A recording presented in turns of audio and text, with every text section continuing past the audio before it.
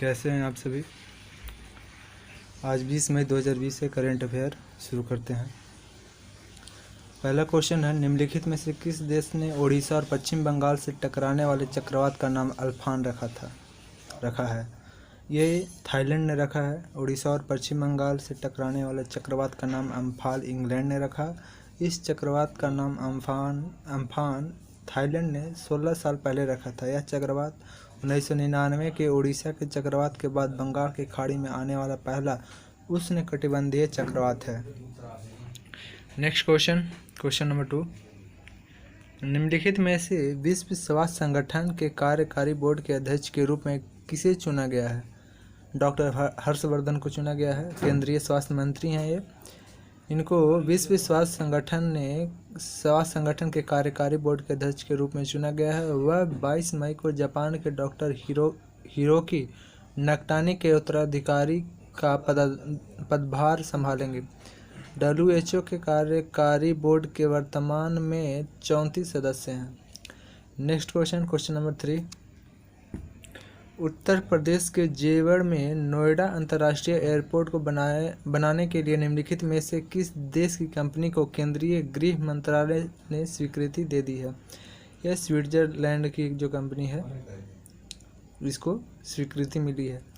केंद्रीय गृह मंत्रालय ने जेवर में नोएडा इंटरनेशनल एयरपोर्ट को विकसित करने के लिए Swiss firm Zurich Airport International AG को सुरक्षा मंजूरी दे दी है।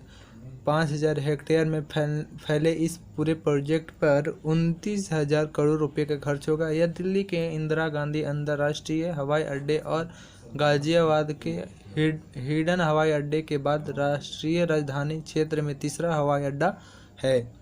नेक्स्ट क्वेश्चन नंबर 4, किस राज्य की दिबांग घाटी में प्रस्तावित 3097 मेगावाट की एटालिन जल विद्युत परियोजना की वजह से जैव विविधता पर पड़ने वाले प्रभाव को लेकर पर्यावरण कार्यकर्ता इस परियोजना को रद्द करने की मांग कर रहे हैं? ये अरुणाचल प्रदेश में हो रहा है।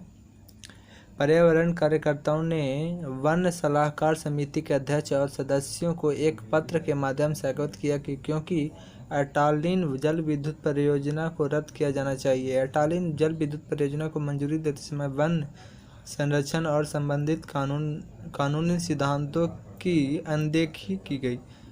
यह परियोजना हिमालय के सबसे समृद्ध जैव भौगोलिक क्षेत्र के अंतर्गत आती है तथा यह पूरा पाषाण कालीन इंडो चाइना और इंडो मलयन जैव भौगोलिक क्षेत्रों के संधि स्थल पर स्थित होगी।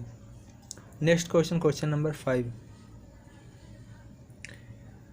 हाल ही में निम्न में से किस बैंक ने वीडियो के जरिए KYC स्वीकृत करने वाला देश का पहला बैंक बन गया है? ये कोटक महिंद्रा बैंक है। कोरोना वायरस संकट को देखते हुए प्राइवेट सेक्टर के कोटक महिंद्रा बैंक ग्राहकों के KYC के लिए अपनी तरह का नया प्रयोग कर रहा है। वीडियो कॉन्फ्रेंसिंग KYC सिस्टम के तहत कोटक महिंद्रा बैंक में कोटक 811 सेविंग अकाउंट खोलने के लिए ग्राहकों को आधार और पैन कार्ड देना होगा। बैंक ने अपने आधिकारिक बयान में कहा कि यह सुविधा केवल सेविंग अकाउंट के लिए पायलट बेसिस पर हो सकेगी। भारतीय रिजर्व बैंक ने जनवरी 2020 में नो योर कस्टमर मानदंडों में संशोधित करते हुए ग्राहकों को ऑन बोर्ड करने के लिए वीडियो आधारित KYC विकल्प पेश किया। कोटक खाता खोलने की प्रक्रिया में वीडियो KYC प्रक्रिया को जोड़ने वाला पहला बैंक बन गया है। Next question number 6, zoological survey of India ने उभयचरों की 20 प्रजातियों को गंभीर रूप से लुप्तप्राय और कितने को लुप्तप्राय के रूप में सूचीबद्ध किया? यह 35 को है। जूलॉजिकल सर्वे ऑफ इंडिया ने अपने वेबसाइट पर भारतीय उभयचरों की एक अद्यतन सूची पोस्ट की है जिसमें 20 प्रजातियों को गंभीर रूप से लुप्तप्राय और 35 को लुप्तप्राय के रूप में सूचीबद्ध किया है। गंभीर रूप से संकटग्रस्त उभयचरों में केरल, महाराष्ट्र और कर्नाटक के पश्चिमी घाटों में पाए जाने वाले मेढकों की कुछ प्रजातियां और उत्तर पूर्व की कुछ पहाड़ियों में शामिल है। नेक्स्ट क्वेश्चन नंबर 7, नाबार्ड ने हाल ही में खरीफ और प्री मानसून संचालन के लिए कितने करोड़ रुपए का फंड जारी किया है? ये 20,500 करोड़ रुपए का जारी किया है fund. National bank of agriculture and rural development ने 20,500 करोड़ रुपए जारी किए हैं। यह फंड सहकारी बैंकों और क्षेत्रीय ग्रामीण विकास बैंकों के लिए फ्रंट लोडिंग संसाधनों के रूप में कार्य करेगा। खरीफ संचालन में किसानों को मदद करने और उनकी प्री मानसून तैयारियों के लिए यह धनराशि जारी की गई है। आवंटित राशि में से 15,200 करोड़ रुपए सहकारी बैंकों के रूप माध्यम से और 5,300 करोड़ रुपए आरआरबी के माध्यम से प्रदान किया गया। नेक्स्ट क्वेश्चन के आने से पहले आपको बताना चाहें कि इसका सारा पीडीएफ फाइल आपको टेलीग्राम चैनल पे मिल जाएगा, उससे भी आप देख सकते हैं। उस टेलीग्राम चैनल पर विजिट कीजिए, आपको इसका नीचे में डिस्क्रिप्शन में आपको लिंक मिल जाएगा। हाल ही में किस देश ने फ़लस्तीनी शरणार्थियों के लिए आर्थिक सहायता का योगदान दिया है? यह भारत ने किया है।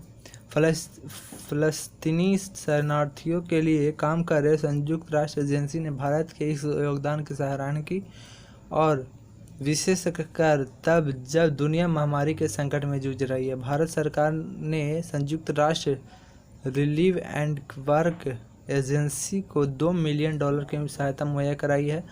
फ़लस्तीनी शरणार्थियों के कल्याण के लिए काम करने वाले संयुक्त राष्ट्र की एक एजेंसी को यह योगदान भारत सरकार ने शिक्षा और स्वास्थ्य सहित मुख्य कार्यक्रमों और सेवाओं के लिए संयुक्त राष्ट्र राहत एवं निर्माण एजेंसी को दिया। नेक्स्ट क्वेश्चन पे आते हैं। क्वेश्चन नंबर 9 है, विश्व मधुमक्खी दिवस निम्न में से किस दिन मनाया जाता है? ये 20 मई को मनाया जाता है, अर्थात आज के दिन। मधुमक्खियों के महत्व के बारे में जागरूकता फैलाने के लिए उन्हें खतरों से बचाने के लिए हर साल 20 मई को मधुमक्खी दिवस मनाया जाता है।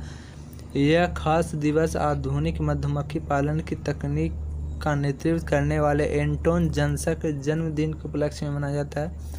मधुमक्खियाँ सबसे बड़ी परागण होती है। ये वर्तमान में निवेश के नुकसान, परजीवी बीमारियां और कीटाणुनाशकों के कारण खतरे में है।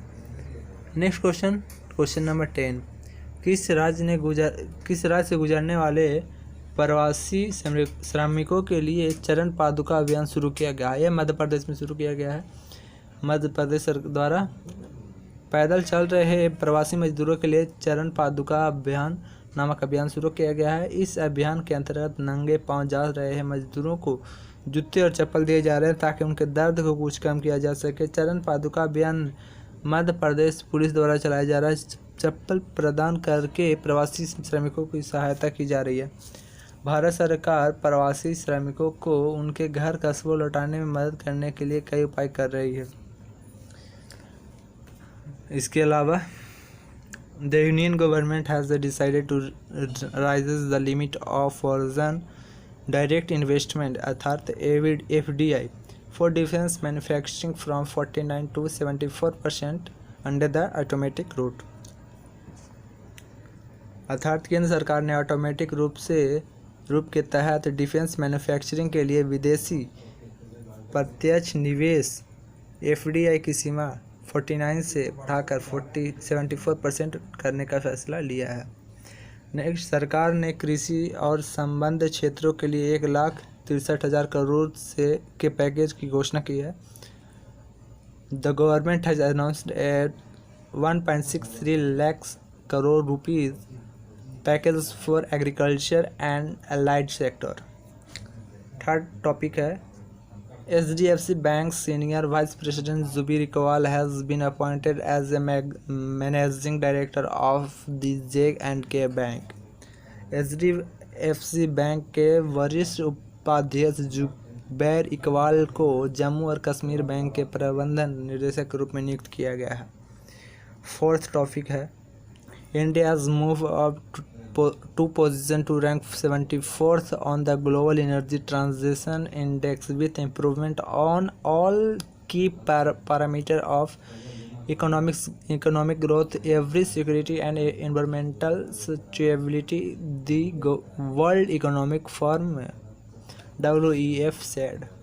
विश्व आर्थिक मंच ने यह घोषणा की है कि आर्थिक विकास, ऊर्जा सुरक्षा और पर्यावरण स्थिरता के सभी प्रमुख मापदंडों में सुधार के लिए भारत ने 2 स्थान की प्रगति की है और वैश्विक ऊर्जा संक्रमण सूचकांक में 74वें स्थान पर आ गया है। 5th टॉपिक है, scientist at the International Advance Research Centre for powered metallurgy and new materials अर्थात ARCI and Shri Chitra Tirunal Institute of Medical Science Thiruvananthapuram, both autonomous institutes under the Department of Science and Technology (DST), have jointly developed new generation iron magnesium based alloy for a biodegradable material implant for use in humans। विज्ञान और प्रौद्योगिकी विभाग के तहत स्वायत्त संस्थानों चूर्णित धातु कर्म एवं नए सामाजिक यानी powder metallurgy and new materials के लिए अंतर्राष्ट्रीय उन्नत शोध केंद्र और Shri Chitra Tirunal Institute of Medical Science Thiruvananthapuram के वैज्ञानिकों ने संयुक्त रूप से मानव शरीर में इस्तेमाल होने वाले योग स्वाभाविक रूप से सड़नशील धातु को इम्प्लांट करने के लिए लौह मैग्नीज की युक्त उन्नत मिश्र धातु बनाया है। आज के लिए इतना ही, धन्यवाद। आपको अच्छा लगा हो तो लाइक, शेयर एंड सब्सक्राइब कीजिए और अपने दोस्तों के साथ शेयर कीजिए। Please share with your friend.